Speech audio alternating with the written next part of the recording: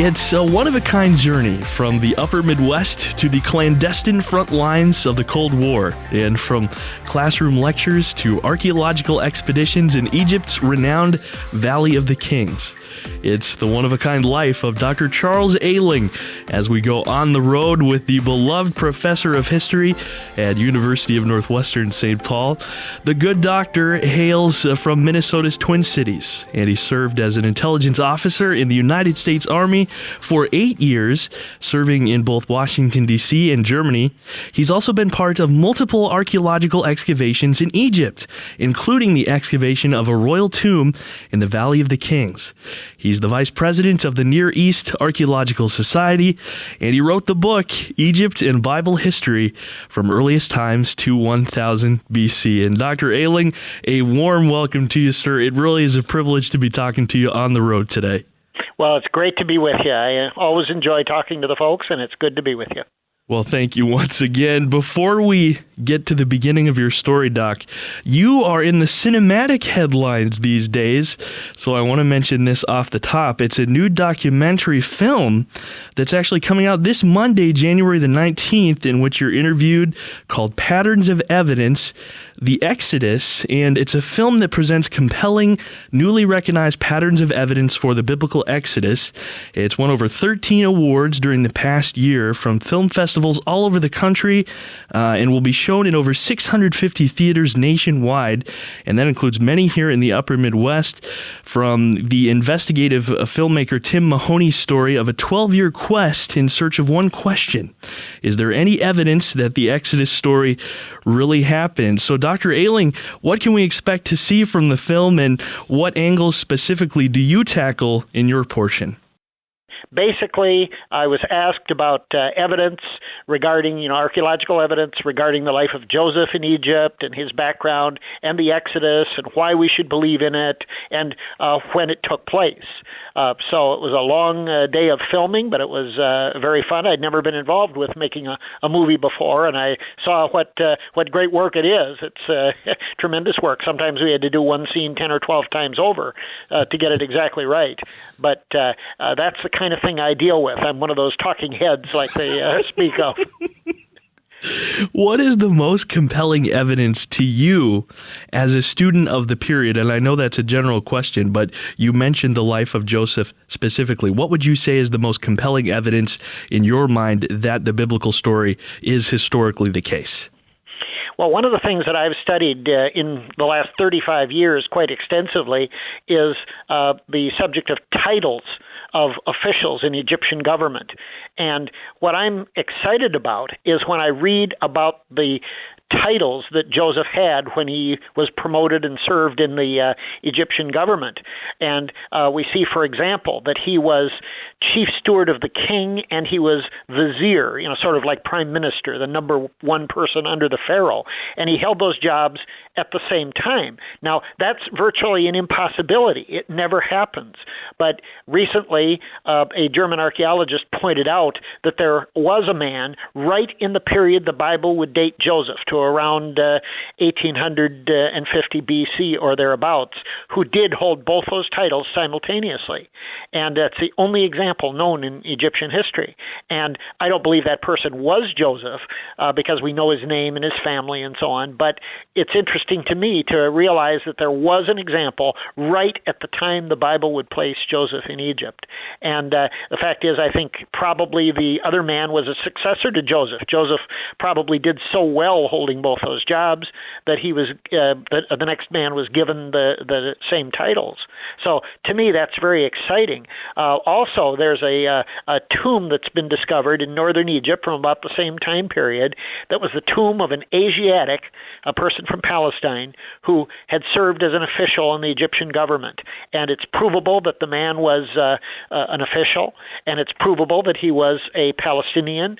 And while his name is not preserved, if this guy isn't Joseph, he's somebody that had a career just like Joseph. It strikes me that someone might be listening to us talk about a movie that's about the Exodus story, and perhaps they're just wondering, maybe they're not someone who is a great student of the story, or maybe they are, but maybe they're wondering, why does it matter whether the story actually happened or not? Well, because if you start denying the historicity of what the Bible talks about, it becomes a kind of slippery slope. And if we say there was no Exodus, perhaps then there was no Jesus Christ. And perhaps there was no resurrection of Jesus Christ. And Jesus himself spoke often of Moses and the truth of the Old Testament. So I think the belief in one is connected with the other. So if we believe in the historical accuracy of Scripture, it has to go all along the line, in my opinion. All right, Dr. Charles Aling appearing in Patterns of Evidence, The Exodus, and that's being released on Monday. That's January the 19th as a one-night-only event, and you can find a theater near you and check out the trailer as well, in which the good doctor appears as well at patternsofevidence.com. All right, Doctor, let's make the turn back to where it began for you, sir. What was growing up like for you in the Twin Cities, and how did you sift through, with all the varying things you've done in your life, how did you sift through what you wanted to do when you grew up? Well, I grew up in one of the southwest suburbs of Minneapolis and went to a high school called Edina High School. And when I was a young person, I was in a family that was a medical family. My father was a doctor. His father was a doctor. Everybody back, as far as we could trace, since the family came over from England back in the late 1700s, early 1800s, everybody was in the medical profession somehow. So when it came time to go to college, I really didn't think I even had a choice. I had to go to pre-med and had to become a doctor. So I went to the University of Minnesota and was majoring in pre-med. Now, while I was there, majoring in pre-med, my advisor told me that I had to take something that wasn't a science course. He said, don't bother me, sign up for something that isn't science. And so I decided, well, I've always kind of liked history. So I signed up for an ancient history course. Now, what I did not know is that it was the first course in the sequence to major in ancient history. I didn't know that. So anyway, I took the course, and I wasn't in there more than 5 or 6 class periods before I knew this is what I want to go into. This is absolutely it. And my father was fine with that. My mother wasn't quite so fine with it. But what is interesting is that I went to visit my elderly grandmother in the nursing home who was dying of old age. And while I was there, she asked me, what are you studying at the university? And I said, well, I'm studying basically ancient Egyptian history, and I'm going to major in that. And she said to me, well, your grandfather, my husband, was excited when he was alive about the discovery of King Tut's tomb, and he would be so proud of you that you're in this field. And from that point on, it was fine with my mother as well. Wow, so I switched over to that field. That's tremendous. Dr. Charles Aling joining us on the road. I'm Ryan Thomas, and it's a remarkable life Dr. Aling has led. So was your faith something that you had from early on in your youth, sir, or was there something that brought you to it later in life? Well, actually, I had the good fortune to be raised in a fine Christian family, and we attended a fine Bible-believing, Bible-preaching church here in the Twin Cities. So I had the opportunity to come to Christ very early in my life.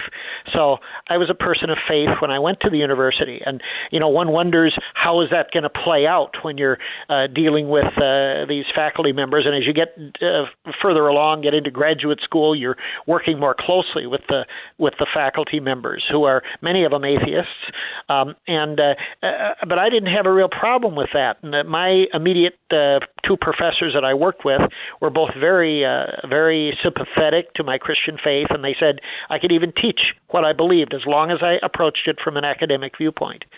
So, because I was a TA teaching, some courses over there as well. But anyway, I had the strength of my faith behind me all the time, and I'd advise any young people who are going to secular universities and so on, just keep up your activity in a good church. And it was in school, I believe, that you began your ROTC program in your military career. Yes, indeed. Why did you feel led to the armed services? Well, I'd always been interested in military history. You can't do much history without coming across wars and things like that. So yes, sir. I was interested in it. And a good friend of mine talked to me about joining ROTC, and I said, that sounds like a lot of fun. Now, you have to realize the Vietnam War was going on at its height at this time period, and so I thought, once I get out of school, it'd be a lot better to go in as an officer than just be drafted and end up in Vietnam or something to that effect. So basically, I joined the ROTC program, and I loved the program. They had a great ROTC. They still do at the University of Minnesota.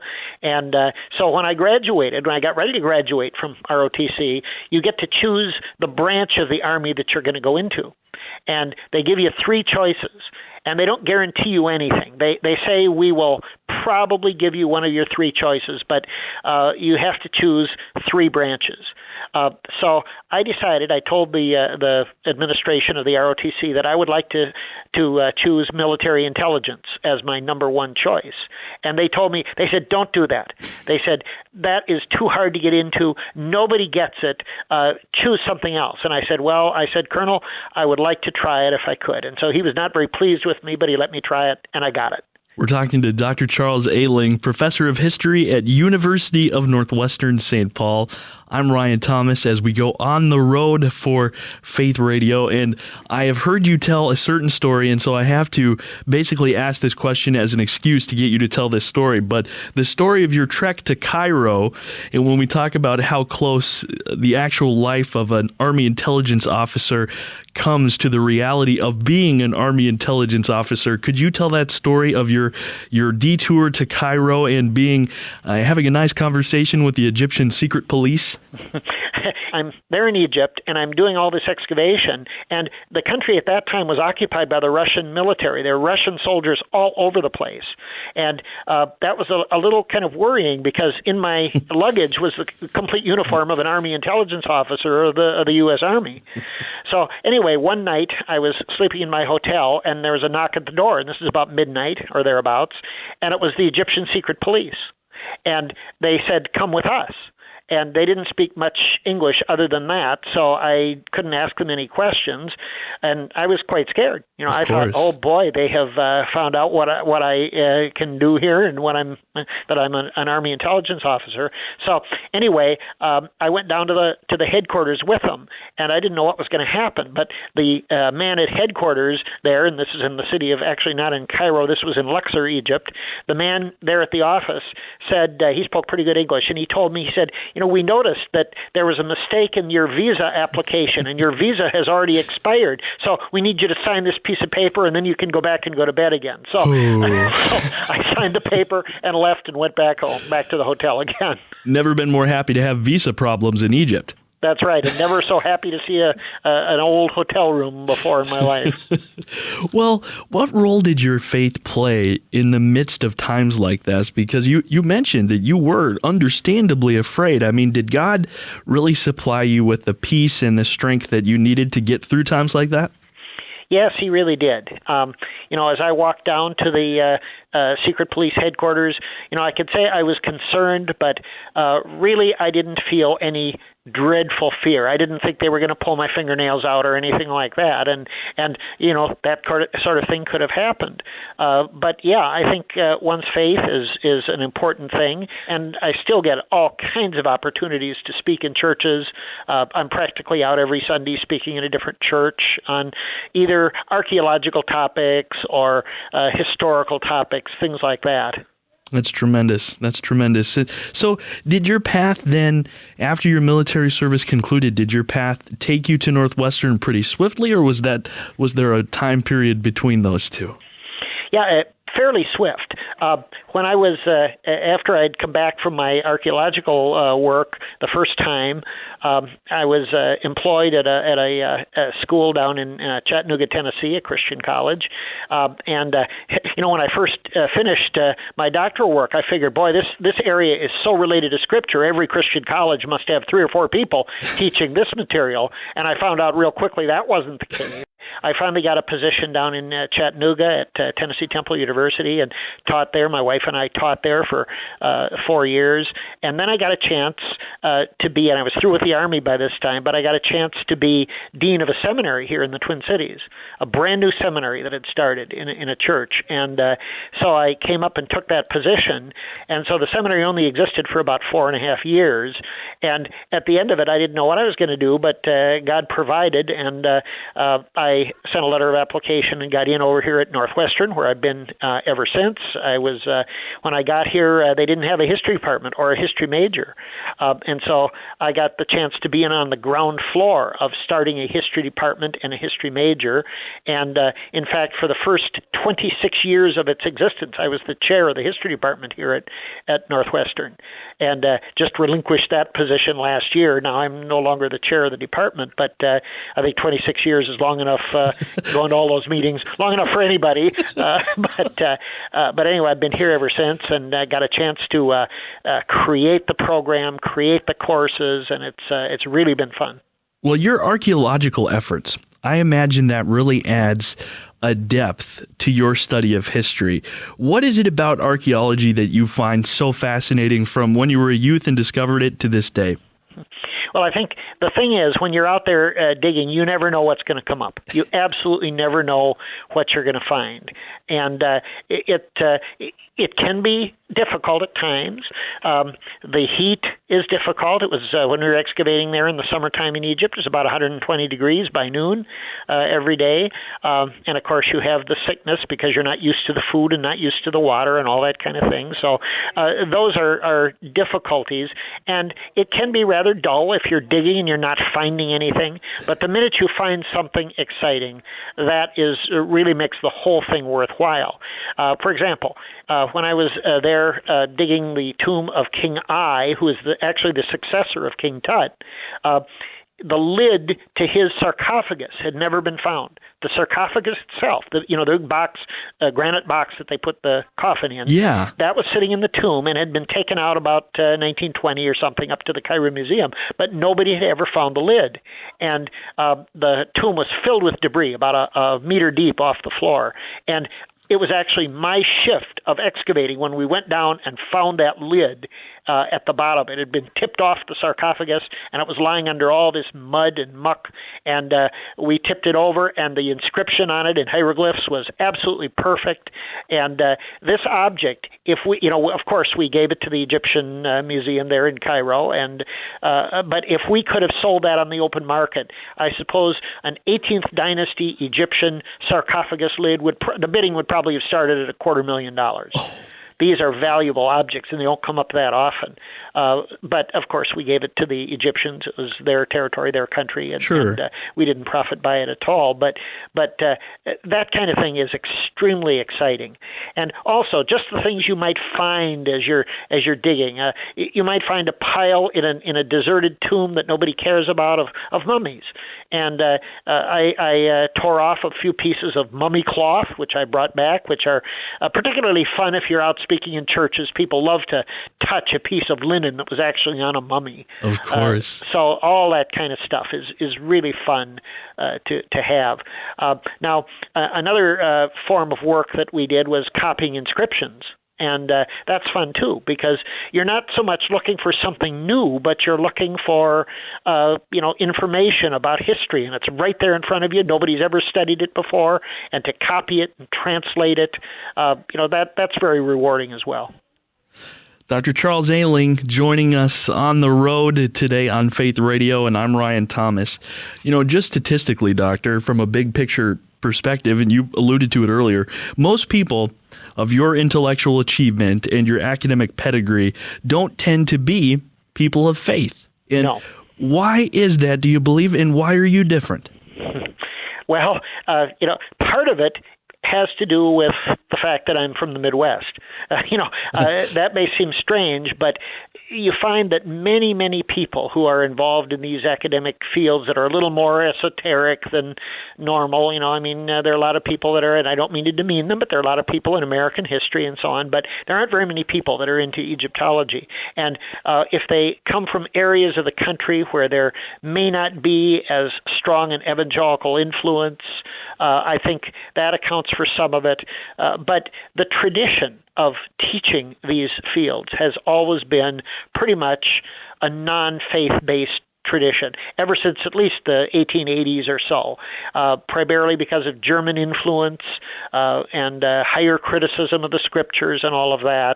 And so a lot of people have gotten swept away with that and carried away with it. And I think that's a reason for it. But none of those things actually applied to me. I came from a good Christian family. My father actually knew Billy Graham very well, and my father was the attending physician at the death of Dr. W.B. Riley, the founder of Northwestern. So I had all kinds of contacts with these people, and so I never I never gave a thought to giving up my faith, and basically, was my faith challenged in classes? Sure, but that just, in my case, just sharpened my faith. I had to really know what I believed when I went into these classes at the university. And I can say that, and this may not be true of everybody in this kind of situation, but I can really say that it challenged me to know what I believed, and it strengthened my faith tremendously. Do you have any advice for a student who's perhaps pursuing a path that's somewhat similar to yours in holding on to that faith in the midst of the challenges that will almost certainly come? Oh, I think there are a lot of things that can be done. For one thing is to have some good Christian academic mentors on a personal level. I had a lot of friends who were tremendous Christians. I had one friend who was a lawyer and had 2 PhDs. They weren't in my field, but a man like that is no fool, and he was able to give me lots of great advice. And my pastor was a very highly educated man. It's always significant and important for a young person to have somebody they can go to if they get a challenge to their faith or whatever, somebody to talk to. Also, read good books. Read good books by Christian scholars. And I encourage my students, if you don't know what some of these books may be, get in touch with me, and I'll tell you what books to read. And you'll find that there are a lot of just wonderful works of scholarship out there that will support the scriptures. They don't get as much publicity and fame as the atheistic stuff does, but they're very good. So I think that's very important. And as I said, I tell the students to maintain a membership and be active in a good, solid, Bible-believing church. That's key. You don't want to give up going to church just because you're a grad student in some university someplace. And another thing about my experience, I lived at home. I didn't live in the dorms. I didn't live in a strange city. I lived at home, went to the University of Minnesota, and lived right with my parents. And so that helped me to maintain, a good Christian base all the time. So I think those are some key things. On the academic side, I would encourage students that are into this and who want to get into a field like Egyptology, I'd say, first of all, realize there aren't a lot of jobs. Realize that this is not something like being a computer programmer or a nurse or something where you can get a job very readily. It's very difficult, and students need to be ready to face that challenge when they get a PhD to get a teaching position. Very difficult. Also, I would say if a student is in high school or early years of college, study a lot of history. Take as much history of any kind as you can get. And I'd also say study languages. If you have a chance to study Greek or Latin in high school, do it. And also, as one professor told me, he said, if you're going into historical research and you're thinking about modern languages, there are 3 modern languages you need to learn: German, German, and German. Because a lot of the stuff that Germans write is not ever translated into English. So you got to have a good command of German. Other European languages aren't quite so important, but German is very important. And I even before I knew this, of course, I can see it as God's leading looking back, but I had 4 years of German in high school. Wow. Taught by native speakers of the language. So that was a tremendous help to me when I got up to grad school, and everybody else was terrified to read a book of German. I said, sure, give it to me. I'll read it. Not a problem. So I think languages particularly significant. Understood. All right. Well, some great advice from a man who has lived a remarkable life and continues to bring his experiences to bear at University of Northwestern, St. Paul. Dr. Charles Aling has joined us on the road today. And, sir, we want to recap your film appearance coming up here on Monday, Patterns of Evidence, The Exodus, the film in which you appear talking about biblical evidence for the historicity of the Exodus. That's Monday, January the 19th, a one-night only event, and you can find a theater near you and check out the trailer in which the good doctor appears as well at patternsofevidence.com. And sir, it has, as it always is, speaking with you, been a tremendous pleasure. Thanks so much for joining us on the road. Thank you, Ryan. Pleasure to be with you.